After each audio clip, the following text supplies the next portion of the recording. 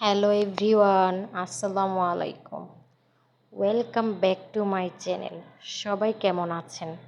আশা করি সবাই ভালো আছেন। আমি আল্লাহর রহমতে ভালোই আছি। তো আপনাদের মাঝে আজকে নিয়ে আসলাম গরুর জিহ্বার রান্নার রেসিপি। তো দেখুন, আমি প্রথমে কয়েকটা আস্ত গরম মশলা তেলের মধ্যে দিয়ে দিয়েছি, তারপর দিয়ে দিলাম পেঁয়াজ।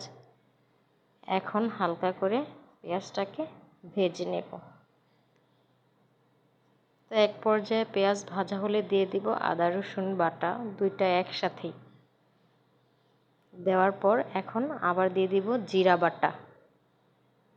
তারপর জিরা বাটা দেওয়ার পর এখন দিয়ে দিব ধনিয়া গুঁড়ো। তারপর ভালোভাবে নেড়ে নেব। ভালো করে নাড়ার পর এক পর্যায়ে পুরো মশলাগুলো ভাজা হয়ে গেলে এখন দিয়ে দিব হলুদের গুঁড়ো, তারপর মরিচের গুঁড়ো।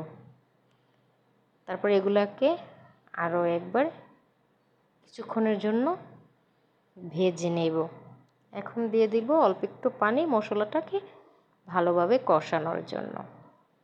তো এই তো সব কিছু দেওয়ার পর এখন আমি ভালো করে নেড়ে দেব। এখন আমার মশলা কষানো প্রায় হয়ে আসছে। তো এখন দেখুন উপরে তেলটা ভেসে উঠেছে। এখন দিয়ে দেব আগে থেকে কেটে ধুয়ে রাখা, সিদ্ধ করে রাখা গরুর জিহ্বা দিয়ে ভালোভাবে নেড়ে দেব।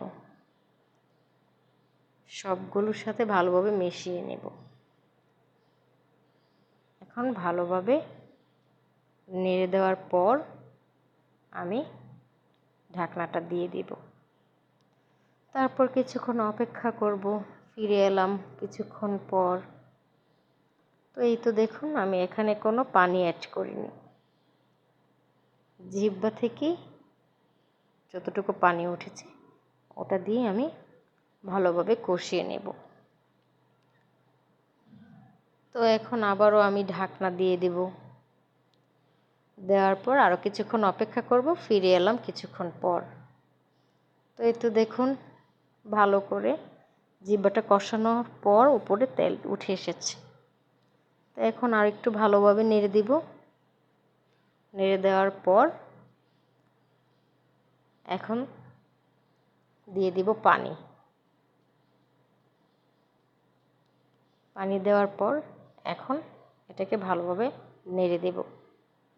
এর মাঝে দিয়ে দিব অল্প একটু লবণ, যে যার স্বাদ মতো দিয়ে দিবেন। তারপর ঢাকনা দিয়ে দিব। ফিরে এলাম কিছুক্ষণ পর।